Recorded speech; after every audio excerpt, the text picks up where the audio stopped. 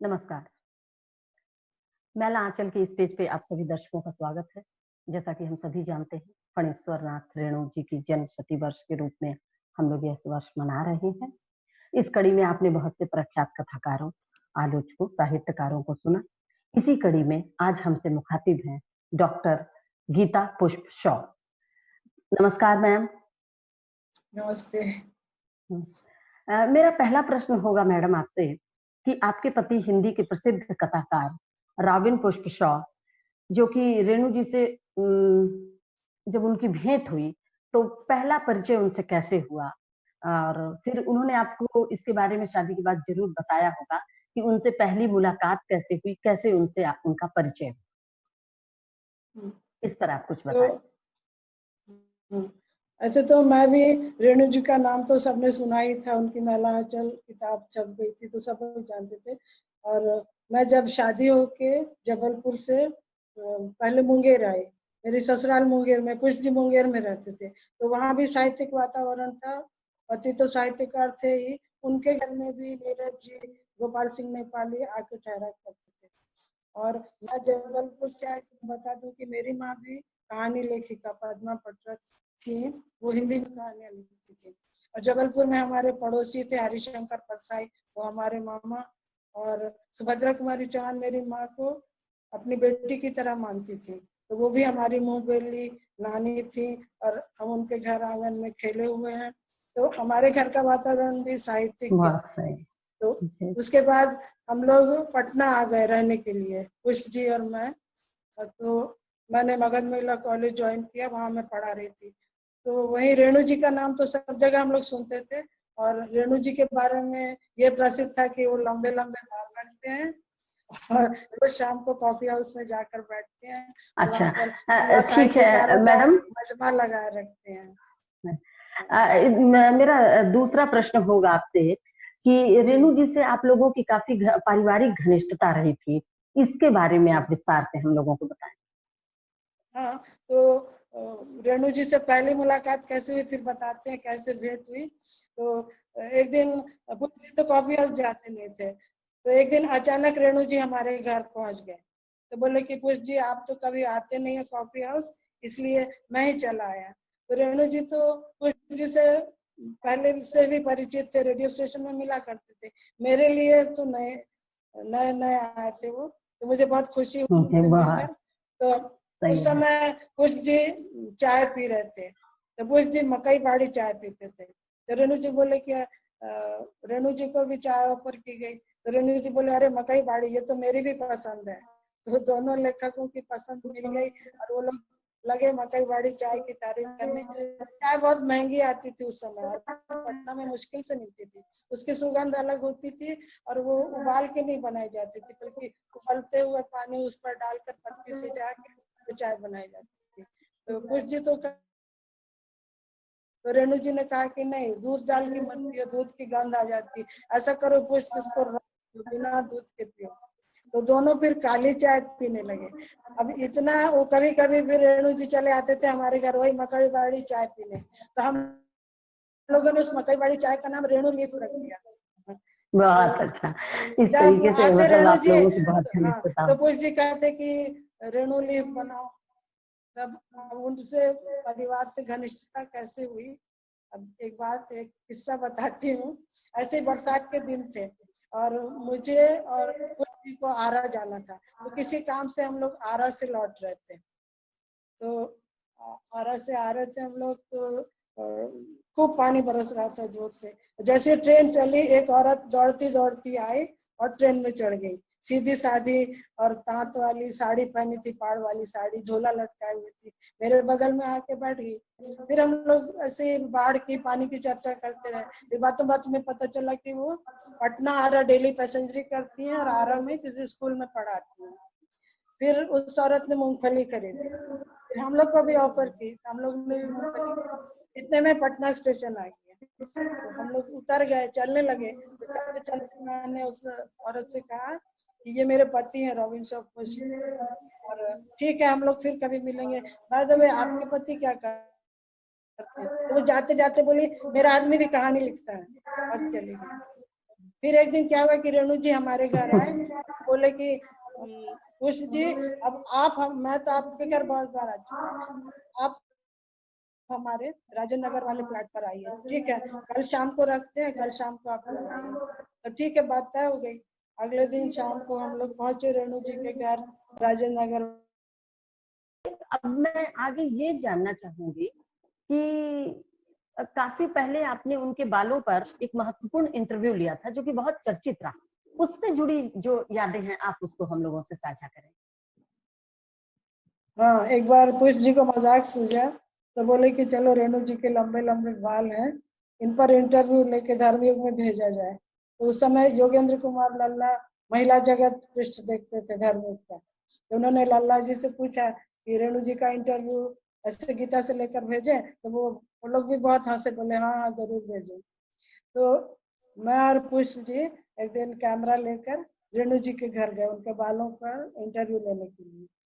तो घर गए तो रेणु जी उस समय घर में अकेले थे, और उस समय लाइट भी बहुत नहीं थी, ठंड थी उस दिन, बहुत धूप कम थी। तो पुष्प जी बोले कि चलो पहले छत पर जाकर फोटो खींच लेते हैं, उसके बाद कुछ इंटरव्यू ले लेंगे, उसके पहले फोटो खींच ली जाए फिर इंटरव्यू लेते हैं। तो फिर रेणु जी ने अपनी बाल्टी उठाई, बाल्टी, साबुन, चटाई, पुड़िया, तेल, सब सामान, शैम्पू, सब जो दिखाना था उनको, सब चीजें लेकर छत पर पहुंचे। तो फिर पुष्प जी ने फोटो खींची, तो फिर हम लोग फोटो खींच के, उस दिन का एक किस्सा बहुत मजेदार है, वही बता रही हूँ। तो फोटो खींच के हम लोग जल्दी जल्दी फिर नीचे आ गए, जितनी फोटो लेना थी ले ली। तो नीचे आके देखा कि बहुत से लोग रेणु जी से मिलने के लिए आके बैठे हुए। अब तो दूसरे तरह की गप होने लगी, रेणु जी हमारा अपनी फिल्म तीसरी कसम के बारे में बताने लगे। तो रेणु जी बोले कि तीसरी कसम में जो कैमरामैन थे सुब्रत राय, बंगाली थे, उनको तो हिंदी बिल्कुल नहीं आती थी, तो वो वहीदा रहमान से उर्दू सीख रहे थे। हिंदी तो उनको आती थी, बंगाली थे, उर्दू नहीं आती थी, तो वहीदा रहमान से उर्दू सीखने लगे। तो उन्होंने एक कॉपी ली, उस पर आफ्ताब, महताब, आतिश, इश्क, अश्क सब शब्द लिख के उसके अर्थ लिख लेते थे और दिन भर रटते रहते थे। अब एक दिन एक शॉट लेना था, सीन था कि आग जल रही है और वहीदा रहमान आग के पास बैठी है, तो लकड़ियां लाई गई, आग जलाई गई।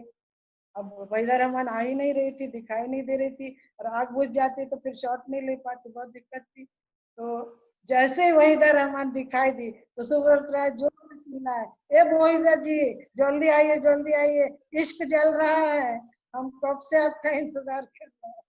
तो सब लोग खूब हंसने लगे कि आतिश की जगह इश्क बोले, इश्क जल रहा है, तो सब लोग खूब हंसने लगे। तो उसी समय मैंने कहा कि रेणु जी लेकिन सच में कुछ जलने की महक यहाँ पर आ रही है। तो और आदमी थे वो लोग भी हंस रहे थे। तो रेणु जी बोले, अरे इन महिलाओं को ये सब बहुत जल्दी आती है, अरे इतने सारे फ्लैट है, कहीं कुछ जल ही रहा होगा। तो फिर बोले कि अच्छा बहुत देर हो गई है, चलो अब घर चला जाए। तो हम लोग घर जाने के लिए उठे, तो रेणु जी हम लोग को छोड़ने सीढ़ियों तक आए, तो सीढ़ी के पास ही उनका किचन था। तो जब देखा कि किचन से खूब धुआं उठ रहा है और चढ़ चढ़ कुछ आवाज आ रही है, तो घबराए, अरे रेणु जी खूब जोर से चिल्लाए, अरे बाबा लतिका भात चढ़ा कर गई थी, हमको बोल गई थी कि माड़ पसा के रख लेना, मैं तो भूल ही गया, ये चावल तो अपने घर में जल रहा था, पिताजी ठीक बोल रहे थे कि कुछ जलने की महक आ रही है। तो रेणु जी ने आओ बहुत देखा ना सही, ताव वैसे ही गरम बहुत गरम अच्छा। डेगची चूल्हे पर से उतार के रख दिया, अब उनके हाथ जलने लगे तो हु करने लगे। कुछ बोले कि आपका भी इश्क बेकार चल रहा था, तो रेणु जी भी खूब ठहाका मार कर हंसने लगे। ये तो इंटरव्यू लेने गए थे उस दिन का किस्सा है। बाद में वो इंटरव्यू इसमें छपा, धर्मयुग में छपा। हाँ जी जी। शीर्षक था, उसका शीर्षक था, छेड़ो ना मेरी जुल्फें, सब लोग क्या कहेंगे। और अरे ये वाह, बहुत महिला सही। महिला जगत में छपा, और उसमें छपा मॉडल फणीश्वर नाथ रेणु, छायाकार रघुशा पुष्प और विवरण गीता पुष्प।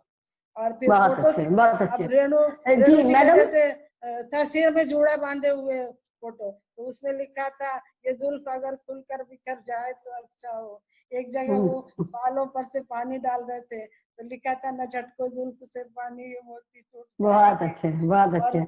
उनके फिर कैसे बाल धोते हैं, शैम्पू से धोते हैं, और गांव में रहते हैं तो बेसन से धोते हैं, तेल बिल्कुल नहीं लगाते हैं, बहुत कभी जी जरूरत जी होती जी। है। अपने बालों को खूब अच्छा, सजाते संवार के रखते हैं। तो रेणु जी बोले कि मुझे इतनी देर लगती तैयार होने में, जब दिनकर जी थे तो नीचे से हल्ला मचाते थे, ए रेणु जल्दी नीचे उतरो, बड़ा देर लगाते हो श्रृंगार पटार। चलिए अब मैं ये जानना चाहती हूँ कि रॉबिन शॉ ने एक पुस्तक लिखी थी, सोने की कलम वाला हीरामन, फणीश्वरनाथ रेणु। इसमें आपका वो साक्षात्कार भी था जो आपने इनसे लिया था, रेणु जी से। तो इससे संबंधित कुछ खास यादें हो तो उसको आप हम लोगों से बताएं। हाँ, तो रेणु जी के बाल खूब घुंघराले थे और हमेशा लंबे बाल रखते थे। तो सब लोग बोलते थे कि ये लंबे बाल, हमने इंटरव्यू में भी पूछा उनसे कि आप ये लंबे बाल क्यों रखते हैं, तो बोले कि ऐसा हुआ कि जब मैं छोटा था तो तब बहुत मनौतियां मानी गई देवी देवताओं से, इसलिए मेरा मुंडन नहीं करा गया, बाल छोड़ दिए गए, खूब लंबे लंबे मेरे बाल थे। और अच्छा एक बात और बताई, उनका नाम रेणु कैसे पड़ा। जब वो पैदा हुए थे तो उनके घर में कर्ज चढ़ गया था, ऋण हो गया था, इसलिए दादी बोली अरे ये तो रेणुआ पैदा हुआ है, रेणुआ, तो उनका नाम हो गया रेणुआ रेणुआ। अब इनके छोटे थे 5-6 साल के, तो जटा जैसे जटा बंध गई थी, बाल नहीं कट रहे थे, तो खूब जटा इधर उधर लटकती थी। तो लोग बोलते थे कि ए रेणुआ, जब हवा चलती है तो हिमालय कैसे डोलती है, जरा दिखाओ ना, लेमन चूस देंगे। तो रेणु जी अपने बाल ऐसे ऐसे हिला के अपनी जटाएं सबको दिखाते थे कि हिमालय ऐसे झूम। बहुत अच्छा, फिर बाद बहुत में अच्छा। उनके पिताजी के एक दोस्त बोले कि क्या रेणुआ रेणुआ नाम रखे, इनका नाम रेणु कर दो, फिर इनका नाम रेणु हो गया। चलिए, तो अच्छा और अब मैं ये पूछती हूँ आपसे कि देखिए, लतिका जी तथा रेणु जी के संबंधों के बारे में कुछ बताए, क्योंकि उन दोनों के रिश्तों की शुरुआत कैसे हुई, फिर बाद में जीवन संघर्षों को बहुत झेलना पड़ा उन्हें, तो उन सब के बारे में आपको बहुत सारे संस्मरण होंगे, जी उसके बारे में प्लीज। तो लतिका जी से भी इंटरव्यू लिया गया था हम लोगों ने, नकुश जी ने इंटरव्यू लिया था, तब लतिका जी ने अपने जीवन के बारे में सब कुछ बताया था। तो पहली बार रेणु जी 1944 में भागलपुर जेल से 12 कैदी गए थे पटना मेडिकल कॉलेज हॉस्पिटल में। 12 कैदी में से 11 कैदियों को तो छोड़ दिया गया था, ये ज्यादा बीमार थे, ये एक कैदी पीछे छूट गया था, ये यही थे रेणु जी। तो उस समय लतिका रेणु मिडवाइफरी की ट्रेनिंग ले रही थी, और वो जेल के कैदियों की इसी तरफ इंचार्ज थी, इसी वार्ड की। और भी लड़कियां थी और भी नर्सेस थी इनके साथ। तो जब देखे कि खूब पुलिस घेरा हुआ है, एक दुबला पतला आदमी सिर झुकाए बैठा हुआ है, तो पुलिस वालों को दूसरी जगह ले जाके बोली ये कौन है, ये कौन बैठा है। तो बोले कि अरे ये फणीश्वर नाथ रेणु यही है, यही तो हमारा प्रिजनर है, यही कैदी है। तो बोली कि हम खूब हंसे कि इतना दुबला पतला आदमी और इतना पुलिस इसके घेरे हुए है, और क्या ब्रिटिश गवर्नमेंट बुद्धू है, एक आदमी को इतना पुलिस भेज दिया। तो रेणु जी वहां पर रहने लगे, और सभी नर्सें तो देखभाल करती थी, तो और नर्सों से बंगाली लड़कियां बहुत थी, तो बोले उनसे खूब बात करते थे। फिर उन्हीं लड़कियों से मेरे बारे में पूछते थे कि ये कौन है, इसका नाम क्या है, कहाँ से आई है, इसके पिताजी का नाम क्या है। तो लड़कियां बोलती थी कि ये लतिका, जान तुम्हारे बारे में पूछते हैं। तो फिर ये गई, उनकी सेवा करती थी, नर्स तो थी। तो बोली कि बाद में इस वार्ड में ड्यूटी नहीं रहती थी, तब भी रेणु जी हमको दूसरे वार्ड में भी चिट्ठी भेजे करते थे जमादार के हाथ कि जाओ इसका जवाब लेकर आओ। तो जमादार लाके चिट्ठी देता था कि 1 नंबर बाबू चिट्ठी दिए न, इसका जवाब दीजिए। तो हम बोलते थे हमको नहीं चाहिए चिट्ठी उट्ठी, हमको जवाब नहीं देना है। बोले नहीं बाबू बोले ना जवाब लेके आओ। 1 नंबर बाबू इसलिए बोलते थे कि वो 1 नंबर के रूम में रहते थे रेणु जी, इसलिए सबने उनका नाम 1 नंबर बाबू रखा था। तो वहीं से इनकी फिर जान पहचान हुई, ये चिट्ठी लिखे। फिर जिस दिन छूटे भी, तबीयत कुछ ठीक हो गई, घर जाने लगे, तो रेणु जी के पास पैसे नहीं थे, कुछ नहीं, तो इन्होंने कपड़े बनवा दिए, किसी ने जूते का पैसा दिया, किसी ने टिकट का पैसा दिया।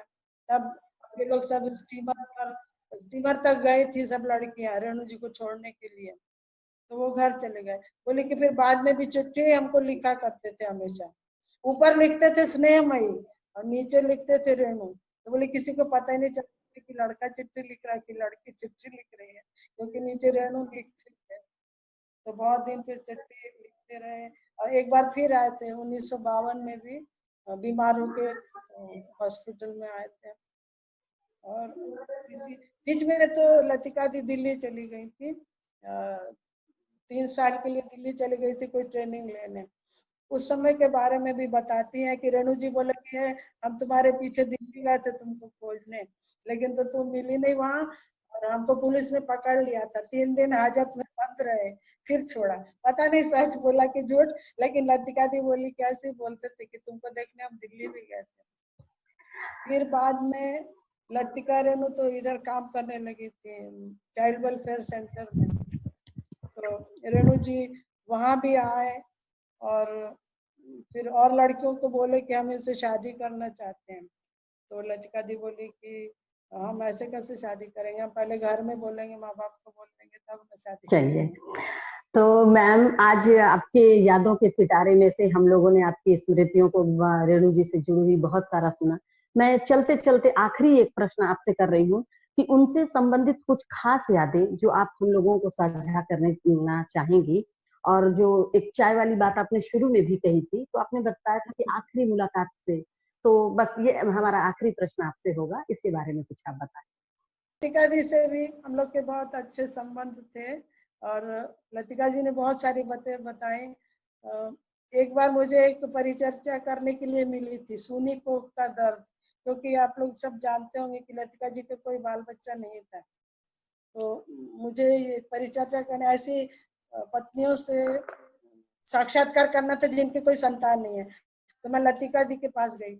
अच्छा, लतिका दी ने बताया कि जब उन्होंने शादी कर ली रेणु जी के साथ, तब उनको पता चला कि और पहले से वो 2 शादियां कर चुके हैं। तब इनको बहुत दुख हुआ लतिका दी को, तो बोले कि ऐसा क्यों, हमको पहले क्यों नहीं बताया।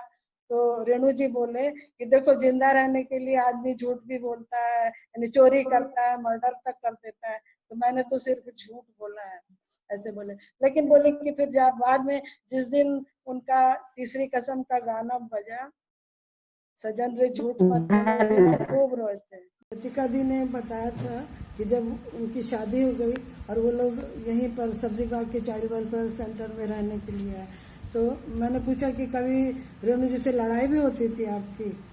तो वो बोली कि अरे बाबा, पहले तो खूब गुस्सा करते थे, बहुत गुस्सैल आदमी थे, बाद में आखिरी दिनों में अभी तो बहुत शांत हो गए, फिर नहीं उतना करते थे। शुरू में तो खूब लड़ाई करते थे। जब हम लोग की नई नई शादी हुई तो नर्स जो साथ की मेरी दोस्त थी, वो लोग बोले कि पार्टी दो पार्टी दो। तो रात को मैंने रेणु जी को बताया कि लड़की लोग बोल रही है शादी हुई है, पार्टी दो।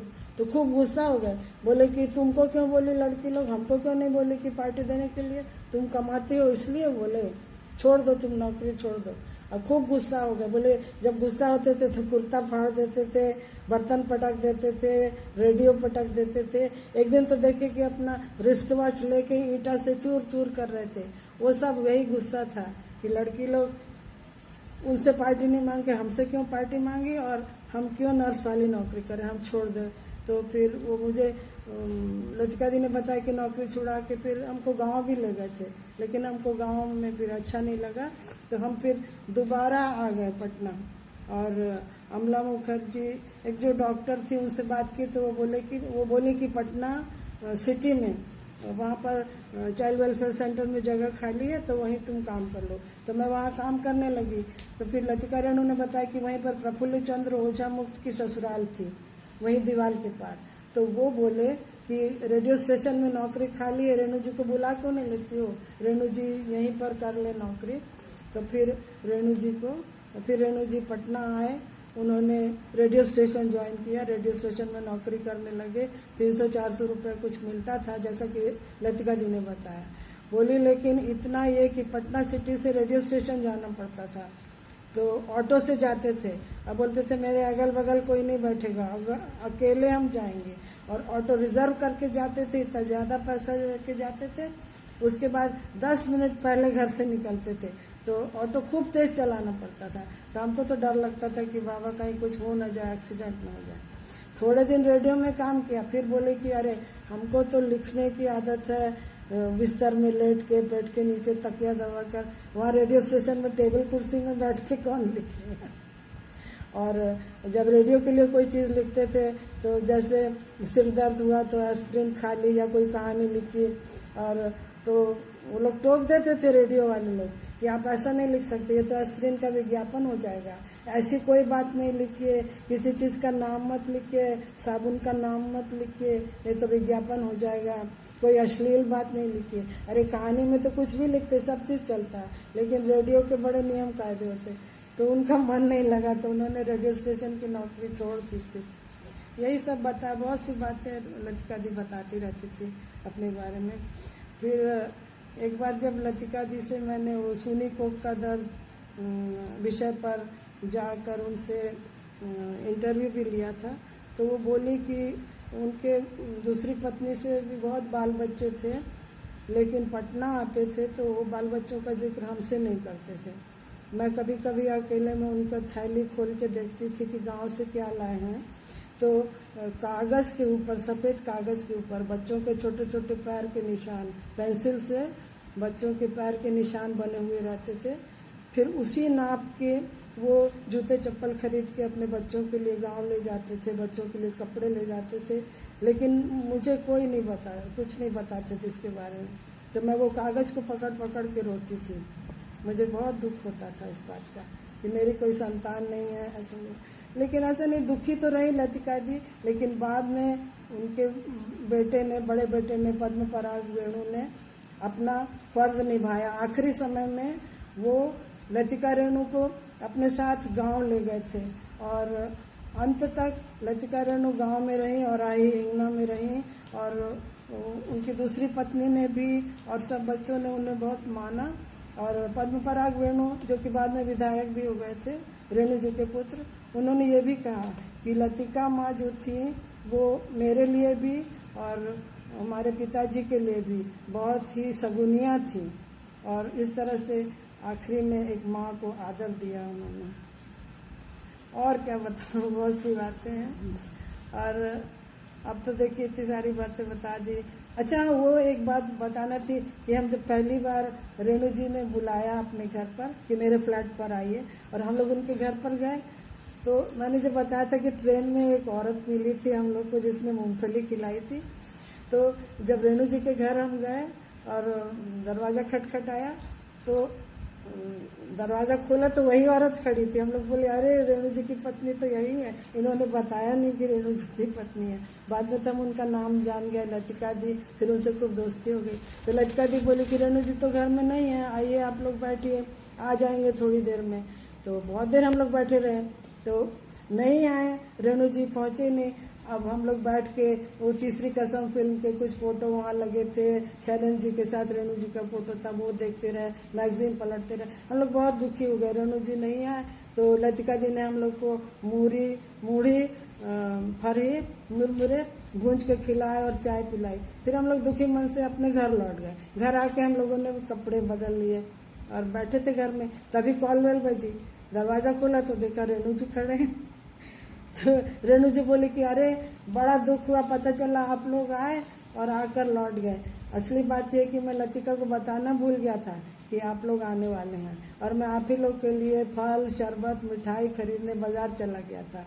और जैसे मेरी आदत है, बाज़ार में कुछ लोग मिल गए, गप करने लगा, और फिर पता ही नहीं चला टाइम का। अब तो आपको फिर से चलना होगा। तो हम लोग बोले कि नहीं, अब फिर किसी दिन आएंगे। तो बोले कि नहीं, इतनी मिठाई लाए हैं हम, ये सब कौन खाएगा, चलिए फिर। और वो वहीं सोफे पर पसर गए। बोले नहीं तो मैं इस रात इसी सोफे पर बैठ जाऊंगा, यहीं सो जाऊंगा। फिर हम लोग को तैयार होकर उनके घर जाना ही पड़ा आखिर। और एक दिन सब्जी बाग के उसी सोफे पर बैठकर रेणु जी ने तुलसी जी की कहानी संकलन नंगी खिड़कियों का घर का विमोचन किया था। उस समय मुझे याद आता है जितेंद्र सिंह भी थे और शत्रुघ्न सिन्हा के भाई भरत सिन्हा भी थे हमारे घर में। अच्छा, एक बात और आती है, आप लोग इतने बालों की बात करते हैं। रेणु जी एक बार और हॉस्पिटल में थे, बीमार थे, 1970 की बात होगी। तो उस समय उस दिन हमारे घर में राजेंद्र अवस्थी आए हुए थे, कादम्बिनी के संपादक हमारे घर में ठहरे थे। तो उसी समय अनाउंस हुआ था कि रेणु जी को पद्मश्री मिला है। तो हम लोग उनके साथ गए रेणु जी से मिलने के लिए, हॉस्पिटल में गए। तो रेणु जी के उस समय बाल कटवा दिए गए थे बीमारी के कारण। जैसे ही राजेंद्र अवस्थी ने दूर से देखा जनरल वार्ड की खिड़की में रेणु को बैठे, तो बोले वो रेणु इज गॉन, बिना बालों के रेणु कहाँ, रेणु नहीं है। फिर हम लोग गए, जाके रेणु जी से मिले, बधाई दी, पद्मश्री मिला है आपको। तो रेणु जी बोले कि अरे पुष्प जी, शेर अपने अयालों के साथ अच्छा लगता है, बिना बालों के कहाँ का श्री अच्छा नहीं लगा। अभी मेरे नाम के आगे पद्मश्री मत लिखिएगा, क्योंकि बिना बालों के अच्छा नहीं लगेगा। हालांकि बाद में जब जन आंदोलन हुआ, जेपी की संपूर्ण क्रांति से रेणु जी जुड़े, पुष्प जी भी उस संपूर्ण क्रांति से जुड़े थे। और उस समय ऐसा होता था कि कई साहित्यकार यहाँ पर डाक बंगला चौराहा में, लखनऊ स्वीट हाउस के सामने जन आंदोलन होता था। साहित्यकार कवि लोग अपनी कविताएं पढ़ते थे, ओज भरी कविताएं पढ़ते थे। उसमें नागार्जुन, रेणु, रविंद्र पुष्प, रविंद्र राजहंस, सत्यनारायण जी, बहुत सारे साहित्यकार होते थे। और आर्ट्स कॉलेज के लड़के होते थे जो कि पेंटिंग बनाते थे, सरकार विरोधी लाल खून दिखाते हुए लाल लाल रंग की पेंटिंग बनाते थे। और ये लोग अपनी ओज भरी कविताएं पढ़ते थे। उस समय एक नागार्जुन जी की कविता बहुत प्रसिद्ध हुई थी, इंदु जी क्या हुआ आपको, बेटे को याद रखा भूल गई बाप को, इंदु जी क्या हुआ आपको। और उसी समय पुष्प जी ने भी, अयूब थे उस समय ये मुख्यमंत्री, तो पुष्प जी की कविता थी, एक कविता थी उनकी, ऊब डूब नैया हो भैया। तो नागार्जुन ने उनको गले लगा लिया था। और इसी तरह जन आंदोलन में भी पुष्प जी ने रेणु जी का हमेशा साथ दिया। रामबच्चन राय वगैरह भी जो आखिरी समय तक साथ दिया रेणु जी के साथ। जोगबनी गए थे, बथनाहा गए थे, फारबिसगंज गए थे। और इस तरह रेणु जी से बहुत मित्रता थी। आखिरी में रेणु जी की मृत्यु के बाद, मृत्यु के समय भी पुष्प जी थे, बांसघाट तक आखिरी तक गए थे। और बाद में पुष्प जी का आलेख छपा था धर्मयुग में, उड़ गया सोने की कलम वाला हीरा मन, फणेश्वर नाथ रेणु। क्योंकि रेणु जी सोने की कलम बोलते थे। एक बार उनकी कलम खो गई थी तो फिर खूब दुखी हुए थे, खूब रोए थे। फिर उन्होंने दूसरी कलम खरीद ली थी। और फिर बाद में पुष्प जी ने अपने सभी संस्मरणों का और रेणु जी के बारे में कई इंटरव्यू उन्होंने लिए थे। तो धर्मयुग में, माधुरी में छपे थे, सारिका में छपे थे। वो सब का कलेक्शन करके एक किताब निकाली थी, किताब प्रकाशित की थी, सोने की कलम वाला हीरा मन, फणेश्वर नाथ रेणु। अब न पुष्प जी हैं न रेणु जी हैं। अब लगता है कि जैसे फिर कोई कॉल बेल बजेगी, रेणु जी आएंगे और पुष्प जी कहेंगे गीता रेणु लीफ बनाओ, क्योंकि मकईवाड़ी चाय का नाम हम लोगों ने रेणु लीफ ही रख दिया था। बस अब उन दिनों की यादें ही रह गई हैं। और अभी तक हम लोगों ने गीता जी से, उनकी स्मृतियों के पिटारे से रेणु जी की ढेर सारी सुनी अनसुनी कहानियों के संस्मरणों को सुना। आज हमारे इस कार्यक्रम में गीता जी आए, इसके लिए बहुत बहुत धन्यवाद।